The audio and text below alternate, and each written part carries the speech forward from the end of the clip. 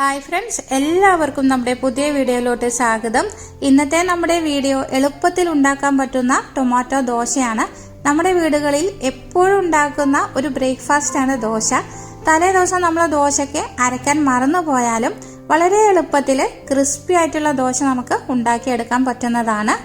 ഈ ഒരു ടൊമാറ്റോ ദോശ ചമ്മന്തിയുടെ കൂടെയും ചിക്കൻ കറിയുടെ കൂടെയും സെർവ് ചെയ്യാൻ നല്ല കോമ്പിനേഷനാണ്.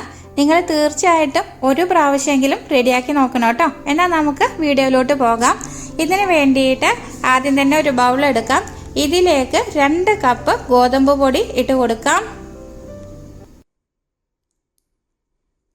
ഇനി ഇതിലേക്ക് 1/2 കപ്പ് അരിപ്പൊടി ചേർത്ത് കൊടുക്കാം. ഞാനിവിടെ നമ്മൾ പത്തിരിക്കൊക്കെ ഉണ്ടാക്കുന്നില്ലേ, ആ അരിപ്പൊടിയാണ് ഉപയോഗിച്ചിരിക്കുന്നത്.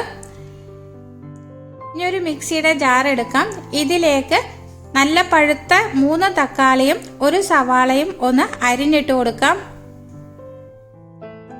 ഒരു മീഡിയം സൈസുള്ള സവാളയാണ് എടുത്തിരിക്കുന്നത്. നല്ല പഴുത്ത തക്കാളി തന്നെ നോക്കിയെടുക്കണം കേട്ടോ.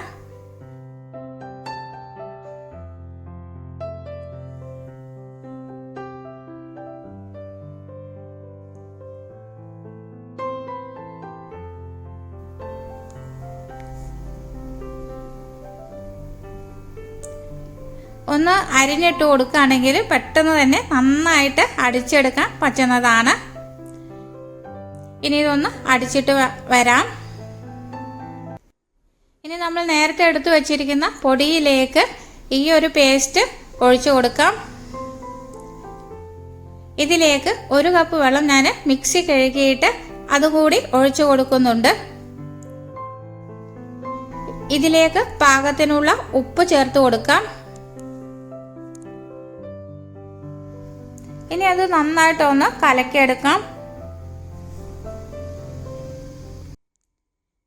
ഇപ്പം മാവ് നന്നായിട്ട് കട്ടിയായിട്ടാണ് ഇരിക്കുന്നത്. അതുകൊണ്ട് കുറച്ച് വെള്ളം കൂടി ഒഴിച്ചു കൊടുത്ത് ഒന്ന് കലക്കിയെടുക്കാം.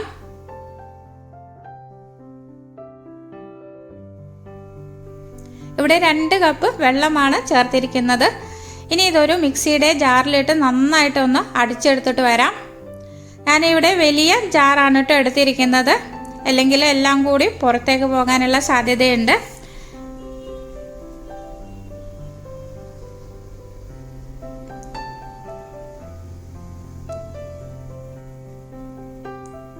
ഇപ്പോൾ ഇത് നന്നായിട്ട് അടിച്ചെടുത്തിട്ടുണ്ട്. ഇതൊരു ബൗളിലേക്ക് ഒഴിച്ചു കൊടുക്കാം.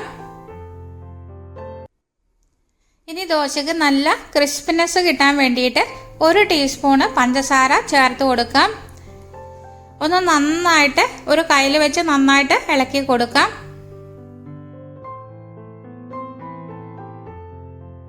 ഇനി ഇത് മൂടി വെച്ച് ഒരു 10 മിനിറ്റ് റെസ്റ്റ് ചെയ്യാൻ വെക്കാം. ഇനി ഒരു ദോശക്കല്ല് അടുപ്പിലേക്ക് വെക്കാം. ഒന്ന് ഓയിലൊന്ന് സ്പ്രെഡ് ചെയ്ത് കൊടുക്കാം. നന്നായി ചൂടായതിനു ശേഷം ഇതിലേക്ക് ഒരു 1.5 തവിയോളം മാവ് കോരി ഒഴിച്ചു കൊടുക്കാം. എന്നിട്ട് നമ്മൾ ദോശക്കൊക്കെ പരത്തുന്നില്ലേ, അതേമാതിരി പരത്തിയെടുക്കാം. തീ ഒരു മീഡിയം ഫ്ലെയിമിൽ വെച്ച് കൊടുത്താൽ മതി. ഇനി ഒരു ഭാഗം മൊരിഞ്ഞ് വരുമ്പോൾ അതൊന്ന് മറച്ചിട്ട് കൊടുക്കാം. അതിൻ്റെ മുൻപായിട്ട് ഇതിലേക്കൊന്ന് നെയ്യൊന്ന് സ്പ്രെഡ് ചെയ്ത് കൊടുക്കാം.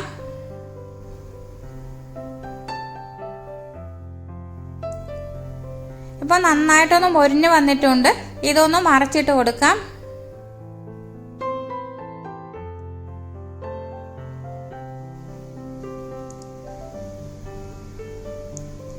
ഇപ്പോൾ 2 വശവും നന്നായിട്ട് മൊരിഞ്ഞിട്ടുണ്ട്. ഇനി ഇതൊരു പാത്രത്തിലേക്ക് മാറ്റി വെക്കാം. ഇനി അതേമാതിരി തന്നെ നമുക്ക് രണ്ടാമത്തെ ദോശയും പരത്തിയെടുക്കാം.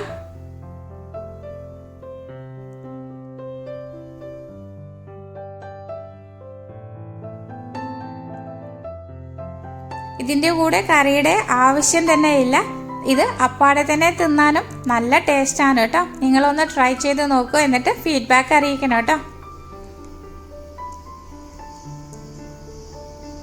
ഇപ്പോൾ രണ്ടാമത്തെ ദോശയും നന്നായിട്ട് മൊരിഞ്ഞ് വന്നിട്ടുണ്ട്.